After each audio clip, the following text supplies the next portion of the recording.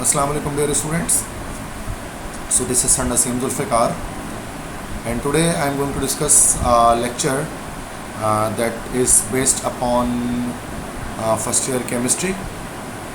तो आज जो मैं लेक्चर डिस्कस करने जा रहा हूँ वो फर्स्ट ईयर केमिस्ट्री का है, और ये first year chemistry chapter number 3 जो हमारा है दैट इज़ एटॉमिक स्ट्रक्चर या स्ट्रक्चर ऑफ एटम, उससे डील करता है।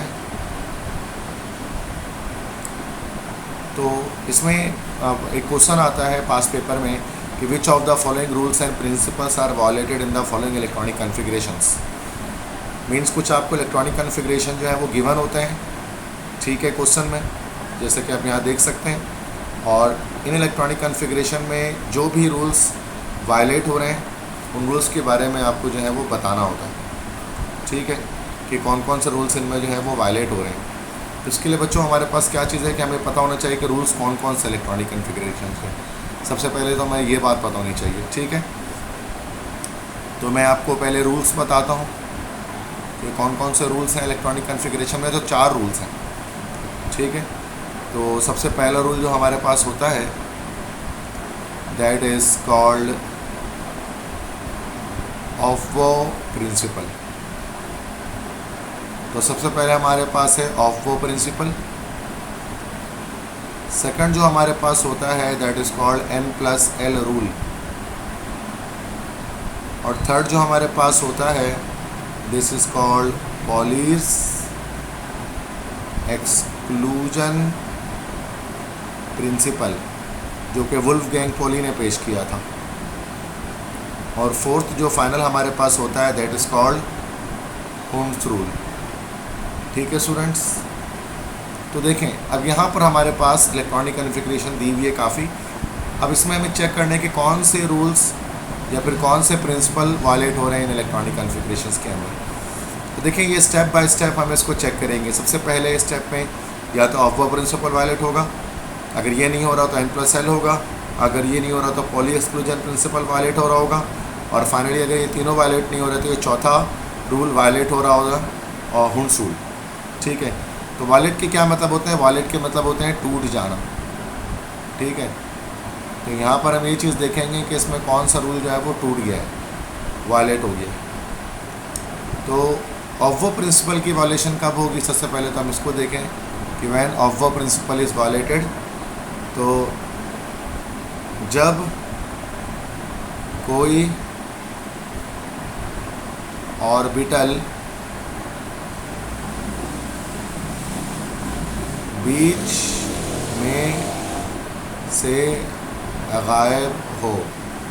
जब कोई ऑर्बिटल बीच में से गायब हो तो फिर उस सूरत में ऑफ-वो प्रिंसिपल वायलेट होगा। N+ रूल कब वायलेट होगा भाई?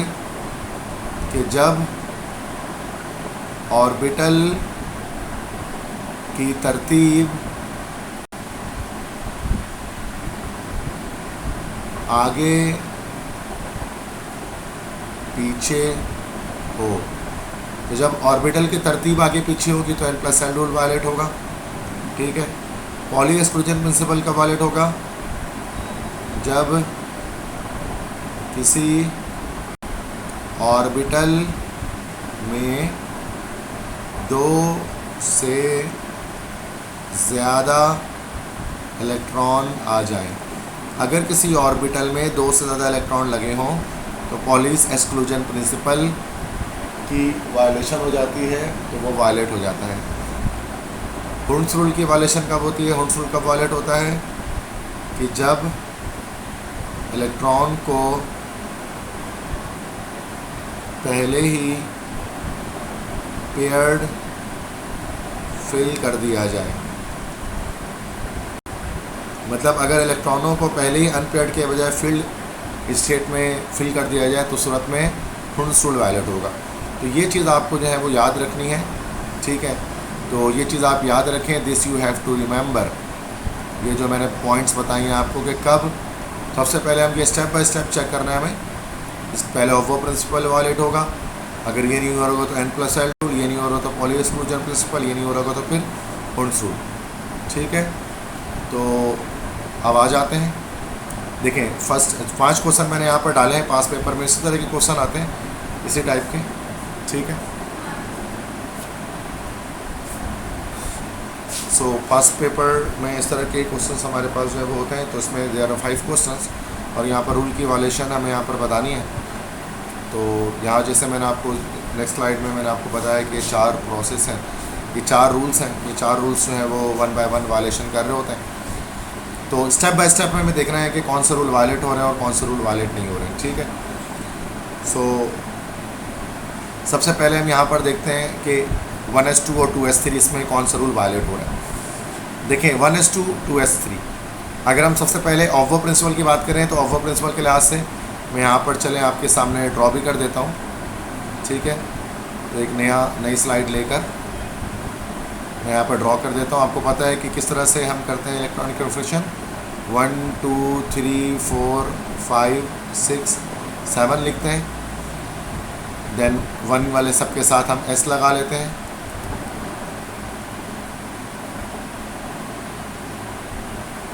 ठीक है। उसके बाद हम P वाले लिखते हैं 1 और 7 को छोड़कर, तो सॉरी 1 को सिर्फ छोड़ देते हैं। तो 2 3 4 5 6 7, अगर अगले तमाम में हम P लगा लेते हैं, फिर हम 2 को छोड़ देते हैं, तो 3 4 5 6 7 और इन तमाम के साथ हम क्या लगा लेते हैं, D लगा लेते हैं। और फाइनली हम क्या करते हैं, ये 3 को छोड़ते हैं और 4 5 6 7 और इन सब के साथ हम क्या लगा लेते हैं, F लगा लेते हैं। तो इस तरह से हम ट्रिक लगाते हैं इलेक्ट्रॉनिक कॉन्फ़िगरेशन की, और यहाँ से हम कट आउट कर देते हैं, तो इधर से कट आउट हो जाएंगे। जितने भी ऑर्बिटल्स कट आउट हो रहे हैं आप उनको कट आउट करते जाएं।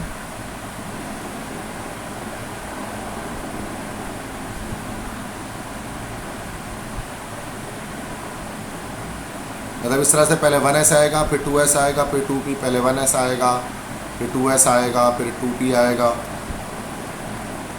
फिर 3s आएगा, फिर 3p आएगा, फिर 4s आएगा, फिर इस तरह से चलेगा, ठीक है। तो ये ऊपर से नीचे टॉप से बॉटम हम जा रहे होते हैं। तो ये हमारे पास जो है वो एक ट्रिक है जिसके थ्रू हम याद रख सकते हैं कि इंक्रीजिंग एनर्जी ऑर्डर के लास्ट ऑर्बिटल्स किस तरह से होते हैं। तो 1s के बाद 2s ही आता है, इसका मतलब कि यहाँ पर 1s के बाद 2s आ रहा है, तो ऑफ प्रिंसिपल के लिहाज से कोई वॉलेशन नहीं हो रही है, ऑर्बिटल कोई गायब नहीं है बीच में से, ठीक है। तो n+l रूल के लिहाज से बात करें तो n+l रूल के लिहाज से भी ये ठीक है, 1s के बाद 2s ही आता है, ठीक है। n+l रूल अगर हम निकालेंगे तो 1 + s 1 आ जाएगा, ये 2 + s 0 आ जाए, वो 2 आ जाएगा, 2 + 0 2। n+l रूल के लिहाज से भी करेक्ट है ये। थर्ड फिर हम देखेंगे पॉली एक्सक्लूजन प्रिंसिपल, जो क्या कहता है कि किसी भी जो है वो ऑर्बिटल में 2 से ज़्यादा इलेक्ट्रॉन नहीं होने चाहिए यहाँ पर। लेकिन आप देखें s पर 3 इलेक्ट्रॉन लगे हैं, तो यहाँ पर हम क्या लिख सकते हैं कि यहाँ पर Pauli's exclusion principle is violated. यहाँ पर पॉली का एक्सक्लूजन प्रिंसिपल वायलेट हो गया, ठीक है। तो ये समझ गए होंगे कि ना आप ये फर्स्ट वाला। सेकंड पे आते हैं 1s2 2s2 3s2। देखें सबसे पहले ऑफ चेक करते हैं, 1s2 ठीक है, 2s2 ठीक है, उसके बाद 3s2 नहीं आता बल्कि 2p आता है। तो असल में 2p ऑर्बिटल वहाँ से गायब है, तो 2p ऑर्बिटल है नहीं यहाँ पर। तो असल में यहाँ पर क्या वॉलेट हो गया, क्योंकि आप जानते हैं कि जब कोई ऑर्बिटल बीच से गायब हो तो सूरत में ऑफ प्रिंसिपल वायलेट होता है। यहाँ पर हम लिख सकते हैं कि ऑफ एक जर्मन वर्ड है जिसके मतलब होते बिल्डअप। इसकी डिटेल लेक्चर मैंने चैप्टर 3 में दी हुई है। ऑफ प्रिंसिपल इज़ वायोलेटेड, ठीक है। उसके बाद नेक्स्ट देखें 1s2 2s2 2p6 3p6 3s2, मतलब ऑर्बिटल की तरतीब आगे पीछे है। 3s2 पहले आता है, 3p6 बाद में आता है। जब हम यहाँ पर देखें, ठीक है, 3s2 पहले आता है, फिर 3p6 आता है उसके बाद। तो यहाँ पर ऑर्बिटल की तरतीब आगे पीछे, इसको यहाँ होना चाहिए था, इसको यहाँ होना चाहिए था। तो ऑर्बिटल की तरतीब जो आगे पीछे हो तो फिर क्या होता है, n+l रूल जो है वो वायलेट हो जाता है। n+l rule is violated. Finally fourth है, अच्छा इसके बाद 1s2 2s2 और 2p। देखें ऑफ प्रिंसिपल के लिहाज से सही चल रहा है, n+l रूल के लिहाज से भी ठीक है। लेकिन यहाँ पर देखिए 2p(x) पर 2 इलेक्ट्रॉन है, 2p(y) पर 0 और 2p(z) पर 0 है। तो यहाँ पर 2p(x) पर 2 इलेक्ट्रॉन डायरेक्टली नहीं आ सकते थे, बल्कि एक 2p(x) पर आता, एक 2p(y) पर आता, एक 2p(z) पर आता। अगर सेम एनर्जी वाले ऑर्बिटल्स को होते हुए आपने अनपेयर्ड के बजाय पेयर्ड में इलेक्ट्रॉन्स को पहले फिल कर दिया है, तो उस सूरत में जो रूल वायलेट होता है, that is called which rule? That is called Hund's rule. तो हुंड्स रूल यहाँ पर वायलेट हो गया है। हम लिख सकते हैं कि हुंड्स रूल इज़ वायलेटेड। और फाइनली देखें फिफ्थ है 1s2 2s2 2px1 2py1 2pz1 1s2 2s2 2p। तो ये हमारे पास n+l रूल यहाँ पर वायलेट नहीं हो रहा, ना वो वायलेट हो रहा है, और पोलिस एक्सक्लूजन प्रिंसिपल भी वायलेट नहीं हो रहा, 2 से ज़्यादा इलेक्ट्रॉन कहीं पर भी नहीं लगे हुए। लेकिन हुंड्स रूल की बात करें तो ये सेम एनर्जी ऑर्बिटल्स हैं। अब इनमें अगर आप देखें तो इनमें जो है वो एक एक इलेक्ट्रॉन है, अनपेयर्ड ही फिल किए गए हैं। तो यहाँ पर क्या हो रहा है कि नो रूल इज़ वायलेटेड। इसके अंदर यहाँ पर कोई रूल हमारे पास वायलेट नहीं हो रहा। सो बच्चों this is how we solve this type of questions if they appear in your first year chemistry board exams. ठीक है, तो आई होप सो कि ये लेक्चर जो मैंने आपको दिया है ये आपको समझ में आया होगा। नहीं आया तो फिर आप जो है वो व्हाट्सएप नंबर मेरा आपके पास मौजूद है, तमाम स्टूडेंट्स के पास 0300 215 2272। इस पर व्हाट्सएप करके अपनी कन्फ्यूजन को क्लियर कर सकते हैं। और अगर ये लेक्चर पसंद आया मेरा, तो आप मेरा चैनल जो है सर नसीम जुल्फ़िकार जो आप वॉच कर रहे हैं, इस चैनल को आप जो है वो सब्सक्राइब करें। ठीक है, सब्सक्राइब करें और सब्सक्राइब करने के साथ शेयर करें अपने फ्रेंड्स के साथ, और बेल आइकॉन को प्रेस करें ताकि आपको जो है वो मेरे सारे वीडियोस जो है वो उसकी नोटिफिकेशन मिल सके। और चैनल और मेरे इस वीडियो को लाइक करना मत भूलिएगा। तो this is all about this question, rules and principle violation. तो इंशाल्लाह जल्द मुलाकात होगी नए लेक्चर के साथ। तब तक के लिए अपने टीचर सर नसीम जुल्फ़िकार को इजाज़त दें। अल्लाह हाफिज़।